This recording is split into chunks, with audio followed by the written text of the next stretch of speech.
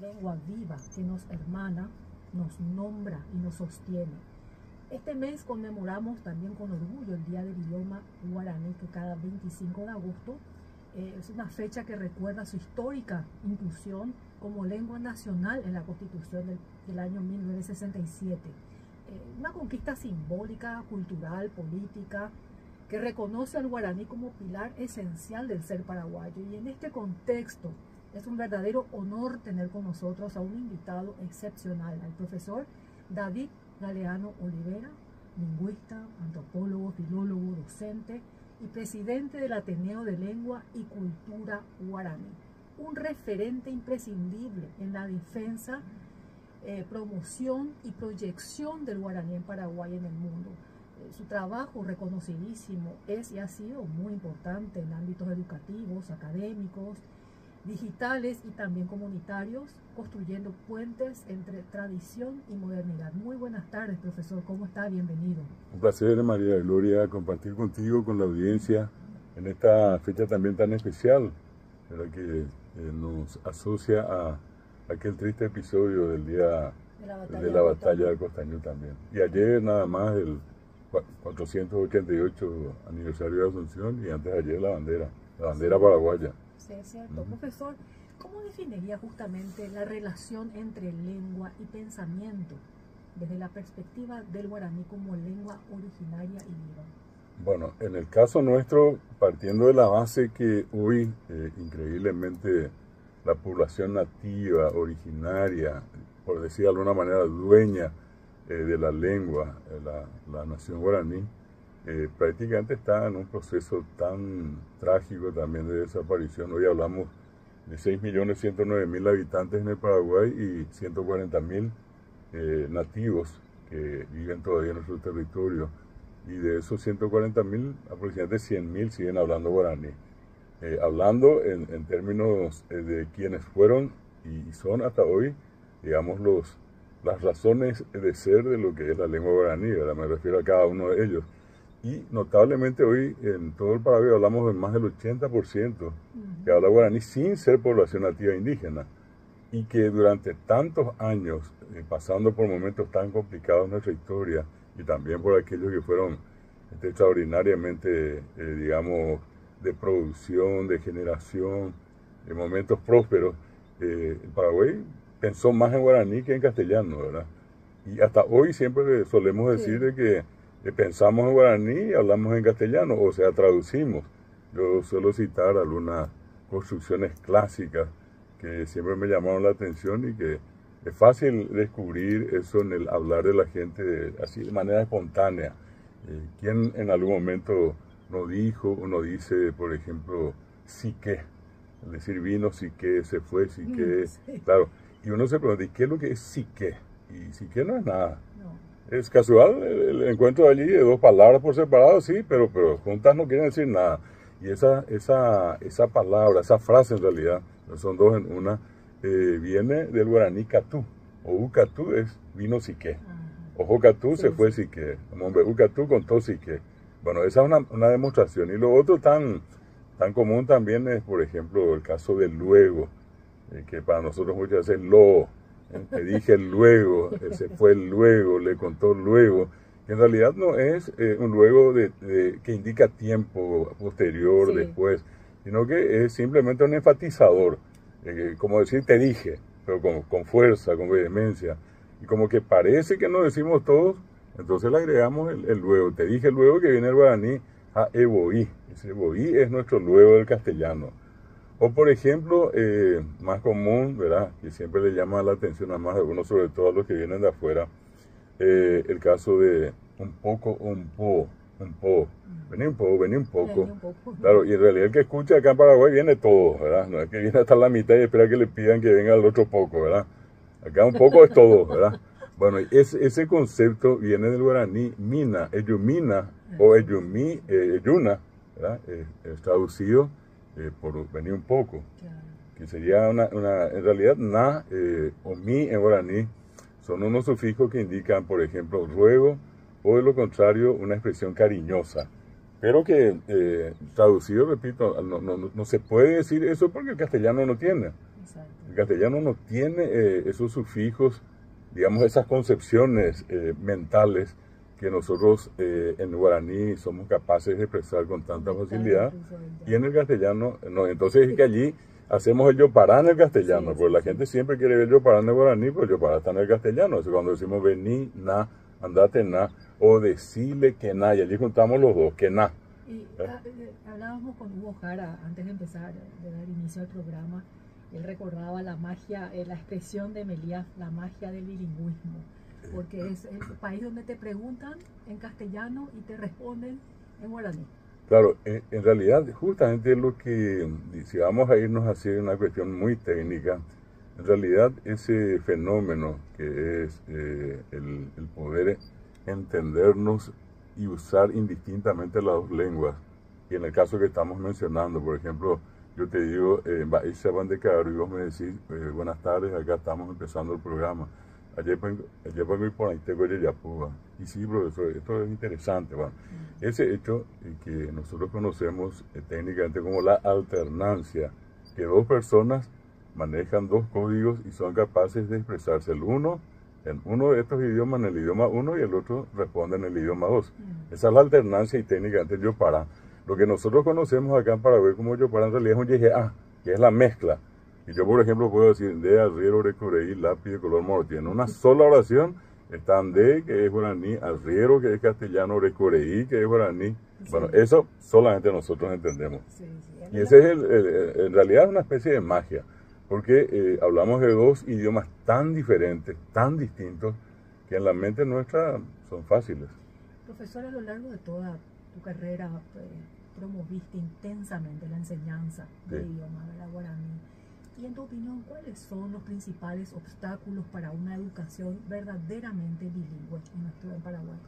Bueno, en realidad yo creo que tendríamos que intentar entender este proceso que aún está en una fase intermedia, partiendo obviamente por el origen o por su origen. Si nosotros miramos el territorio que actualmente es el Paraguay en época precolombina, acá existió solamente el guaraní. Llegaron los conquistadores y allí se incorporó el castellano. Y a partir de allí ambas lenguas convivieron. Pero ¿qué pasó? Siempre ya en el proceso, digamos, inclusive de la independencia y en adelante, toda la trama vinculada a la educación se desarrolló en castellano. El guaraní nunca estuvo presente en el aula. Claro, estuvo en el hablar de la gente, de los niños, de los jóvenes que asistían a la escuela, no entendían nada y luego volvían a la casa. Y bueno, esa es una historia hasta hoy. Entonces, cuando llega el guaraní a la escuela, ni siquiera en el 67, cuando se declara al guaraní como idioma nacional. Sin embargo, en esa misma constitución, por una parte, nosotros celebramos que la constitución del 67 le dio estatus constitucional al guaraní. Sin embargo, marcó una pero tremenda diferencia en el uso social, porque allí decía: los idiomas nacionales de la República son el español y el guaraní, punto. Será de uso oficial el español. Y allí el guaraní quedó relegado, allí al rinconcito, a la casa, a la chacra, ¿verdad? Y eso nuevamente requirió todo un proceso. Recién en 1956 entra el guaraní a los colegios. Antes de eso, un gran prócer del guaraní, quien en vida fue el doctor Reinaldo Julián de Cruz La Rosa, introdujo la enseñanza del guaraní en 1944 en la universidad, en el entonces todavía Instituto Superior de Humanidades, que después pasó a ser la Facultad de Filosofía en 1948. En 1956 entra acá al Colegio Nacional y a otras instituciones, y de allí pasó a 1987, un tiempo tan reciente, donde probablemente mucha de la gente que nos escucha tuvo la oportunidad de lo que entonces se llamaba nivel medio, el ciclo básico, primero, segundo y tercero, porque ahora séptimo, octavo y noveno, de haber estudiado guaraní. Era un sándwich. Antes no había nada, uno terminaba los 3 años del básico, venía los 3 años de la secundaria y allí ya nada de guaraní. Bueno, y finalmente, con la nueva constitución, la vigente, del 92, se declara guaraní idioma oficial, y seguido a eso vino todo un proceso también complicado, porque hasta en ese sentido fue una cuestión de tener que hacer acuerdos, de no tener una mayoría que diga sí, vamos a empezar a enseñar.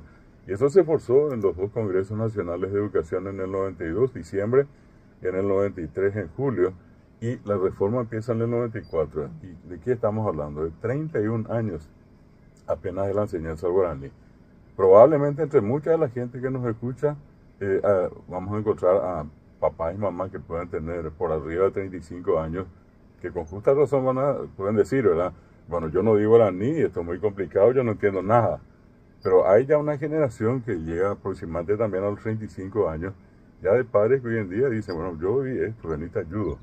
Bueno, ese es digamos, un poco el punto que todavía nos toca a nosotros ir superando. Por una parte, logramos un cambio muy importante en la conciencia ciudadana que hoy admite, pondera, valora y hasta fortalece al guaraní. Pero por el otro lado también el sistema educativo se mostró así muy lento. Nosotros tenemos la inclusión del guaraní desde que se incluyó hasta hoy. No se hicieron modificaciones al plan de estudio que nosotros, los profesores de guaraní, de 1998, le venimos diciendo al ministerio, está mal, esto no corresponde. La forma en que se planteó la enseñanza es complicada, es difícil.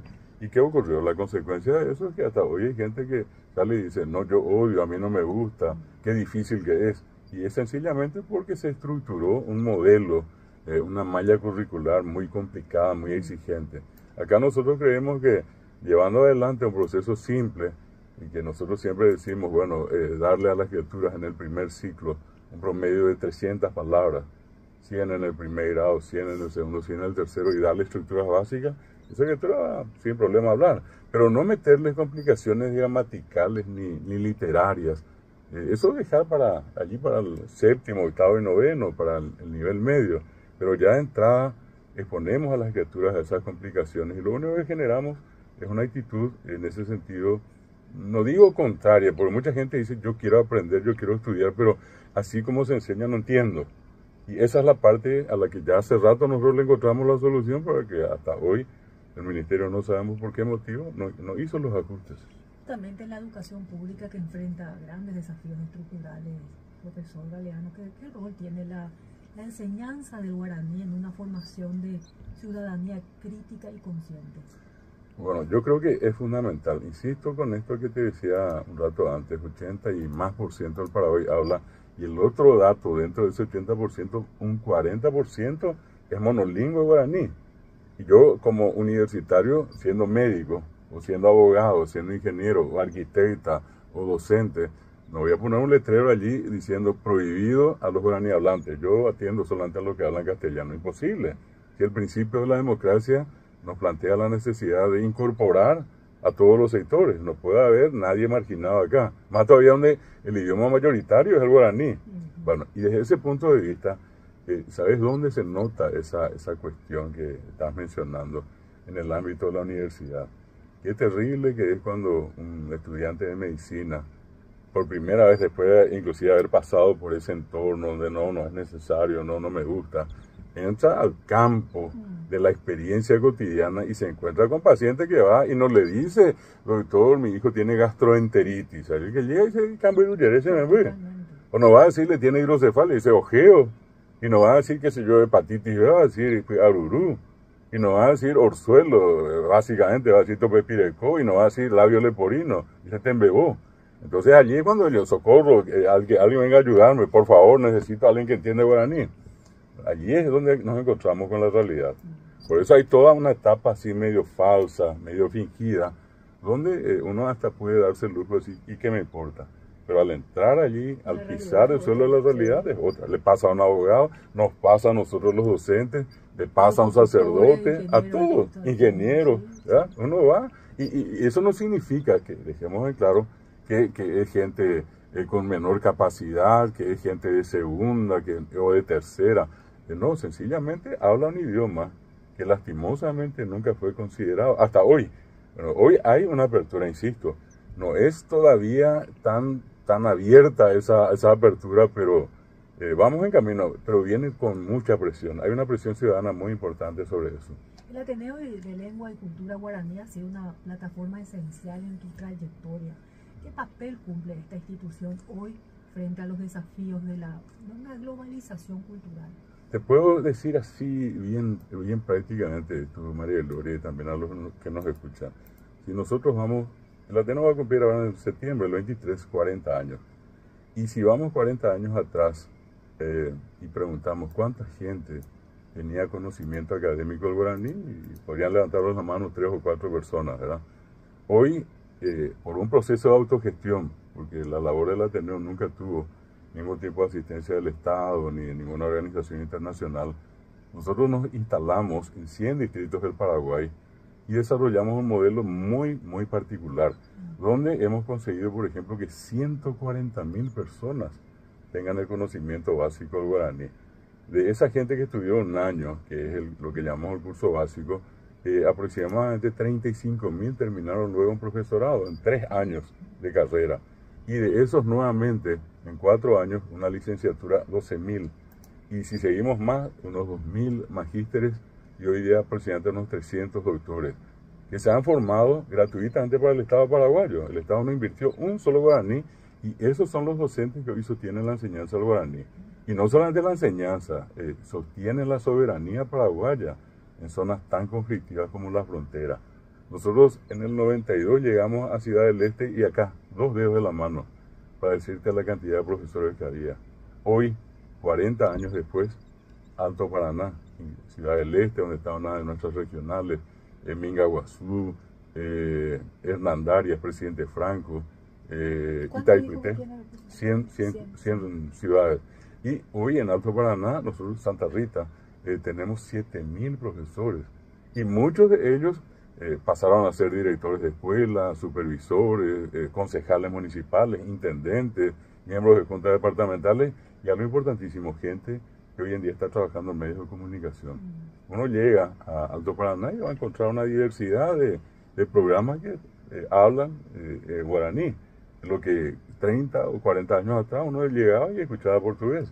Algo parecido nos pasó en el Amambay, donde en el 97 llegamos, habían 4 profesores. 10 años después, nosotros le proveímos a Pedro Juan, Bellavista Norte y Capitambao 700 profesores. Hoy son 2.000.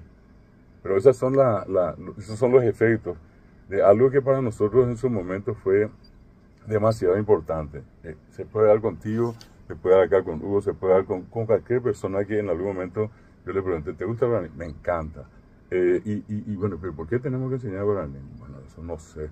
¿Y qué características tiene? Tampoco sé.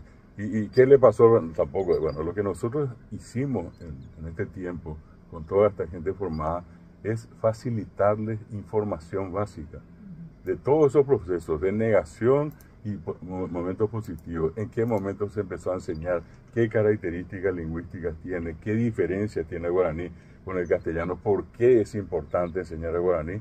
Eso es lo que nosotros hacemos a través de estos cursos. Y hoy podemos decir 140.000, o si quieren menos, es gente empoderada. Sí.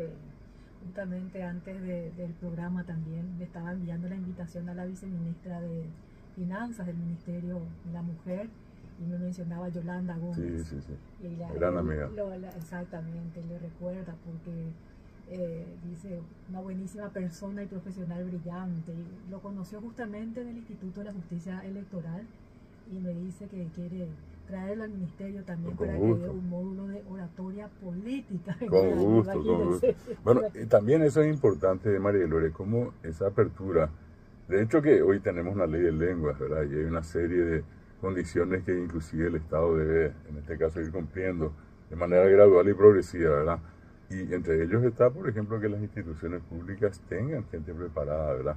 No estamos hablando de una cuestión así rígida, dura, donde todo se tiene que decir en guaraní, nada en castellano, sino que estamos hablando de un instrumento de comunicación, pero donde la gente pueda, usar la palabra, me gusta en este caso decir la palabra acá, empoderarse, tener un poder con la lengua y poder tratar con cualquier persona que llegue. Profesor, yo te decía que acá en el programa siempre el invitado propone música para escuchar con la audiencia y cuenta por qué elige determinada música, ¿verdad? A la audiencia. En todo caso, ella, el compañero Hugo, ya hizo la selección. Y bueno, si nos querrías decir que podemos escuchar. En este caso, creo que el primero fue Nerendá Payú, ¿verdad? Una guarania en el año de los 100 años de la guaraní. Y recordando que aquí apenas unas semanas y tenemos el aniversario de nacimiento de José Asunción Flores, el 27 de agosto de 1904, y recordar en su persona no solamente a un gran creador, a un héroe paraguayo, ¿verdad?, que nos vistió seguramente el uniforme, pero hizo probablemente mucho más que cualquiera, y que vivió inclusive proscripto por tanto tiempo. Bueno, la obra de él está representada con su amigo, con su compañero de ruta por tantos años en la composición, que fue Manuel Ortiz Guerrero. Exacto. Y allí hablamos de Nerendá Payú como un homenaje también a la guarania en este mes. Hubo el tema de las traducciones. Sí. Tuvimos un invitado, no me recuerdo el nombre acá, sí, Miguel Santa Cruz, Sí. que vino a hablar de la obra, también un poco de todo lo que hace el guaraní escrito, ¿verdad? Sí, sí. Las poesías, y cuando al momento de traducir, se traduce de cualquier manera muchas veces. Claro, lo que pasa es que muchas veces no existe una traducción lineal, así letra por letra, porque hay cuestiones que hacen a cada lengua y que marcan cierta diferencia. Yo le pongo un ejemplo allí a la gente. Tenemos nosotros una forma de saludarnos en guaraní que es tan común, que es cotidiana, al decir Baixa Banda Sayé. Yo llego a aquel lado y Baixa Banda Sayé. Es como que yo diga Baixa Banda Coen, Baixa Banda Pujaré, Baixa Banda Sayé, Baixa Banda Caru. Sin embargo, en castellano no existe buena siesta. No. Claro, entonces allí, ¿qué pasa con la traducción? Uno tiene que poner, qué sé yo, es imposible decir cómo estás a la siesta, cómo está tu siesta, bueno, hola. Sí, en este caso hicimos un programa dedicado totalmente a Emiliano R. Fernández. Sí. Entonces él mencionaba, hacía mucho hincapié en este tema de las Claro, traducciones. Claro. Bueno, y ese justamente es un punto donde normalmente vamos a encontrarnos con esa, por decir de alguna manera, la cosmovisión que tiene el guaraní y la lengua, ¿verdad? Que, si se quiere, yo decía, diametralmente opuesta a una visión occidental o del castellano. Hay cuestiones que se plantean, digamos, en ese amplio campo del guaraní, que son, por decir de alguna manera, inconcebibles en la tradición occidental, y viceversa, ¿verdad?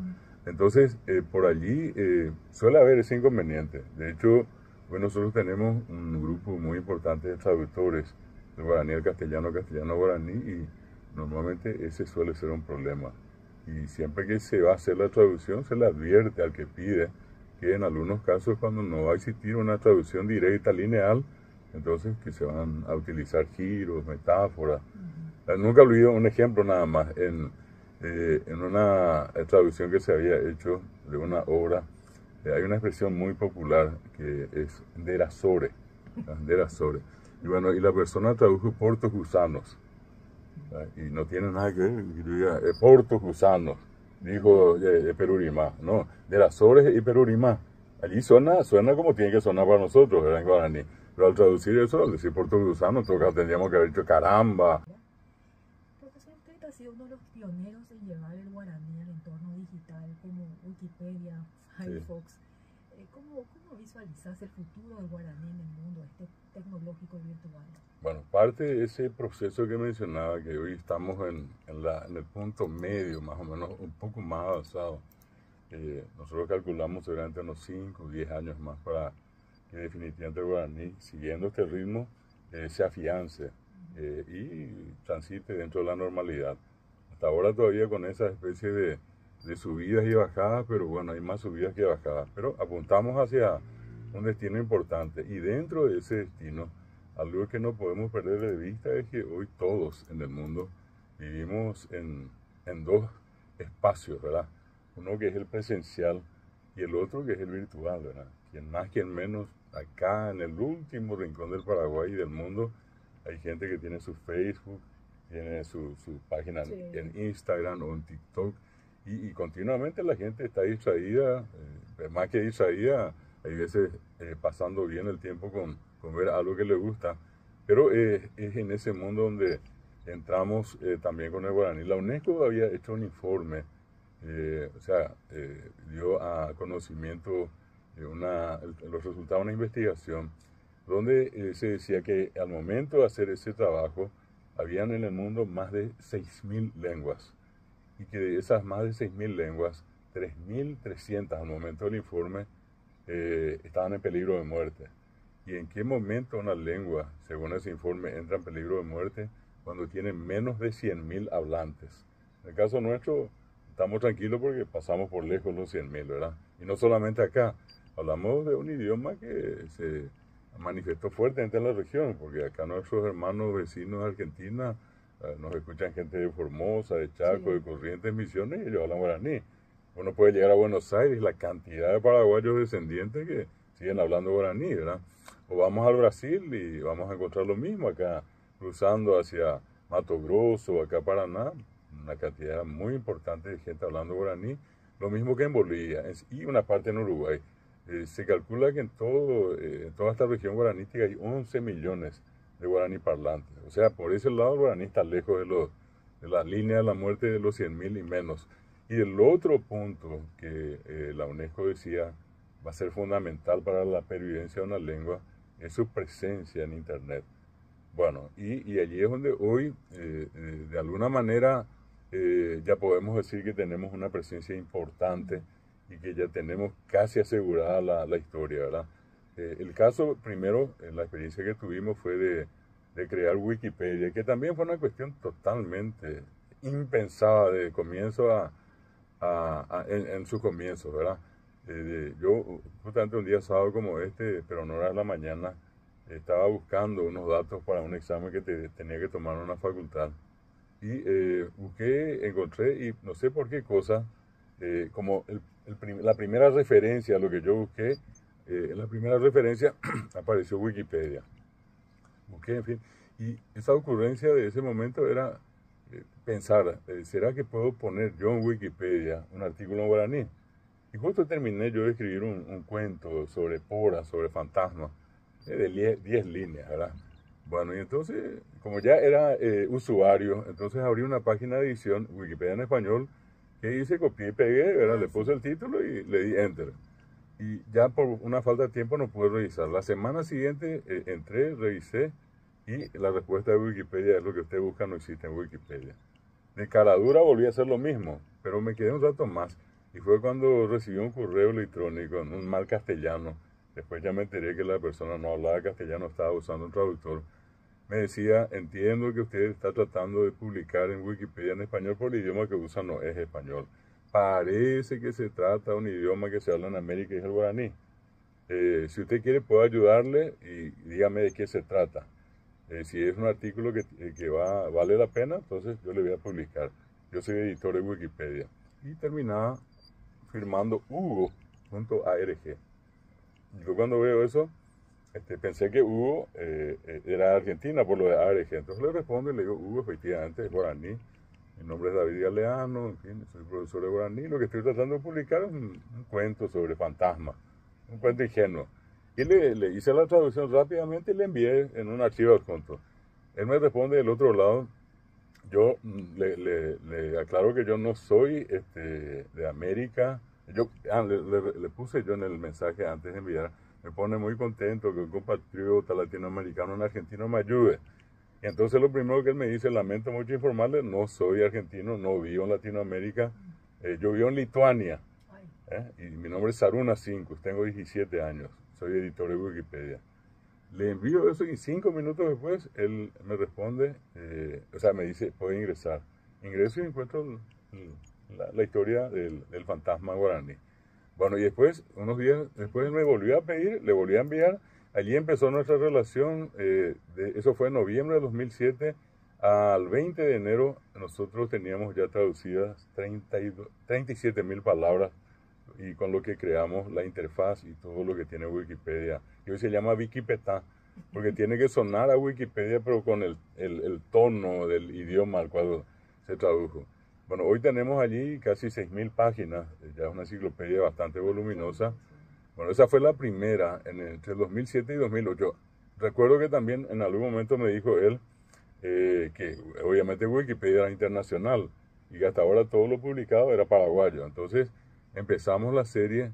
Yo le pregunté con quién podemos empezar una publicación en guaraní de alguna personalidad del mundo, y me había dicho él que en ese momento el más buscado, repito, era enero del 2008, el más buscado del mundo, 30 o 40 millones de personas por día lo buscaban, era John Lennon. Entonces yo busco los datos de John Lennon y traduzco a John Lennon en guaraní. Ese fue el primer artículo internacional publicado en Wikipedia. Bueno, eso nos llevó hasta ahora, creo que son casi 700 biografías, nada más biografías porque hay otros temas que también fui incorporando, pero 700 biografías de paraguayos y extranjeros ya están incorporadas a Wikipedia. Luego, en el 2013 y del 2013 hasta el 2016, trabajamos para Mozilla, la propietaria del navegador Firefox, el más usado en el mundo. Y allí en Firefox solo ya le encontramos el nombre Aguaratata. Sí. Sí, y allí después de 3 años logramos traducir 67.000 palabras. Y esa versión cada 15 días, y ese cada semana, va incorporando nuevos elementos. Y hay un compañero nuestro, el profesor Abelardo Ayala, que se encarga de ir actualizando palabras nuevas, frases nuevas, él va actualizando. Llegamos a lo más reciente, que ahora está en una etapa, digamos, experimental, pero ya funciona. Tiene obviamente sus errores porque no está terminado todavía el trabajo. Hay que reconocerle al profesor Carlos Ferreira y al grupo de gente que estuvo trabajando con él. Yo había empezado una parte que es el traductor de Google. Ya funciona, uno puede escribir una frase en guaraní, traduce a cualquier idioma, de los idiomas a los cuales ya Google hace traducciones, ¿verdad? Sí. Bueno, y eso está en una etapa experimental. 200.000 palabras son las que se tienen que traducir y un 65% más o menos ya está disponible. Y lo último, hoy trabajamos el tema de inteligencia artificial, el ChatGPT, Gemini y el otro es Cloud. Allí con la ayuda del ingeniero Miguel Ángel Gaspar estamos llevando adelante ese proceso de cargar datos, informaciones, después hacemos preguntas al chat, en este caso a la inteligencia artificial, cualquiera de las 3 plataformas, y percibimos un error, corregimos y ya eso queda guardado. Y hoy cualquiera puede entrar a cualquiera de estas versiones de inteligencia artificial, puede poner un texto en castellano, en inglés, en cualquier idioma y pedir que traduzca al guaraní. Entonces, ya sé. Desde tu experiencia, ¿cómo ha cambiado la percepción social del guaraní entre las nuevas generaciones? Interesante, justamente en estos días, y a lo mejor hoy vamos a lo que todavía resta de esta serie de festejos que se están haciendo en Asunción. Varios grupos musicales han cantado en estos últimos tiempos y es notable la cantidad muy, pero muy importante de artistas jóvenes. No dice Purajé Soul y ya en Purajé está el guaraní, ¿verdad? Sí. Y mucho de lo que ellos cantan está en guaraní, está en castellano. Ahí está, por ejemplo, el caso de Dani Mesa y Tierra Adentro. Ni qué hablar de Francisco Russo, ¿verdad? O podemos ir por el otro lado a Dalma Ferreira y Bohemia Guaraní. Está Ramonita Vera, está, por ejemplo, el caso de Néstor Ló. Yo tengo una imagen de Néstor Ló y los caminantes no hace mucho frente al Panteón de los Héroes, pero era impresionante la gente cantando con ellos, polka, ¿verdad? Todo, pero allí en Palma y Chile, allí en la esquina del Panteón, pasaban las criaturas, bailaban. Por eso tenemos que ser, creo que, bastante optimistas en esto y darnos cuenta de que hoy hay muchos artistas y la música, el canto, el arte ayuda mucho en este proceso. Son personas que siempre están en la mira de los más jóvenes. Y otra cosa que a mí me llama mucho la atención, que es uno de mis termómetros así de esto, es el tema de estas redes sociales. Y sobre todo el caso de TikTok, que siempre me llama la atención, un montón de gente haciendo sus TikTok en guaraní, o sobre todo los que están en el exterior paraguayo. Es como que aquello del Texagaú se hizo más fuerte. Y hoy podemos ver eso de la manera más común y corriente, ¿verdad? ¿Qué diagnóstico harías sobre el lugar que ocupa el guaraní, ¿verdad? Los medios de comunicación masivos y las redes sociales? Hoy día tiene un lugar muy importante. Inclusive en tu experiencia vas a recordar que allí por 20 años o un poco más de tiempo atrás, la gente inclusive llamaba a los medios de comunicación y primero preguntaba si podía hablar en guaraní. Y hoy una cosa notable, nadie pide permiso. Es más, me suelo fijar y no ha pasado un día, por lo menos es un motivo de satisfacción, que en cada noticiero o noticiario de los canales de televisión, de los varios canales de televisión hoy, sin falta en algún momento un entrevistado, un periodista hablando guaraní. Pero es una cosa común y eso también nos da una referencia y muchos de los que hacen todos estos programas le dan un espacio al guaraní y eso es el mejor signo de que hoy en día está ocupando un lugar muy importante. En un país como nuestro, pluriétnico, multicultural, ¿crees que Paraguay ha logrado construir una identidad nacional integradora o aún predomina una visión centralista y castellanizada? Bueno, esa es una etapa, y por eso te mencionaba, estamos en un proceso y creo que vamos superando esa brecha que en algún momento hubo. Pero al margen del tema idiomático, ¿verdad? El guaraní y el castellano, manchado así, cubierto de guaraní, Paraguay yo creo que es uno de los pocos países. En América creo que Paraguay, probablemente México y después Perú, somos los únicos que tenemos una identidad cultural así bien marcada. El resto, nada, ¿verdad? Tampoco es la exageración al decir nada, pero es menor, digamos, el impacto que el entorno cultural generó en esos otros países. En el caso nuestro es impresionante. Hoy hablamos de la sopa más rica del mundo y tiene nombre en guaraní. Hablamos de la guaraní, ya empezó con el nombre en guaraní. ¿Verdad? Estamos hablando de fiestas patronales, fiestas tradicionales y están en guaraní. Decimos artesanía, ñandutía y poibí, todo está en guaraní. Es decir, si nosotros damos la bebida más consumida al tereré, tiene nombre en guaraní. Y es imposible andar por allí sin decir tereré, o sin decir vamos a comer sobapuá, o sollo, o orí, ¿verdad? O sea, eso nos muestra algo muy importante con respecto al guaraní, que independientemente de que nos gusta o no nos gusta, y veces igual estamos casi obligados a usar. No hay una fiesta de San Juan donde no hay paila yejeré, cambuchille yocá, vamos a comer vellú o payagua mascada, ¿verdad? Bueno, allí ni hablemos, ¿verdad? Entonces, esa es una cuestión que se convierte así en una unidad de medida de esto que estamos hablando. Hay guaraní para rato, hay yo diría, una soberanía que está cimentada en el guaraní. Yo siempre donde voy suelo decir que el Paraguay sin el guaraní no va a ser nunca Paraguay y el guaraní sin el Paraguay tampoco va a ser guaraní. Hay una relación profunda. Yo no sé si va a ser una cuestión exagerada la que voy a decir, pero probablemente cada uno de nosotros ya nace en una parte nuestra guaraní. Aunque no sea una cuestión genética, yo hasta tengo la sospecha de que algo de eso en alguna parte hay. Como académico y activista, ¿cuál consideras que es la responsabilidad ética de los intelectuales en la protección de las lenguas indígenas, profesor? Y sobre todo, algo que en este momento yo creo que se volvió hasta masivo, como antes se dice viral, ¿verdad? Estamos viendo sobre todo la actitud de la gente, de un tiempo de negación, sí. Porque hablábamos inclusive de una especie de élite cultural que solamente era castellanista y que todo era en castellano. Hoy se abrió todo, ¿verdad? O sea, hay compromisos, la gente va diciendo de lo importante que es, de la importancia de la identidad. Y eso también está relacionado con otros aspectos de nuestra realidad histórica y cultural.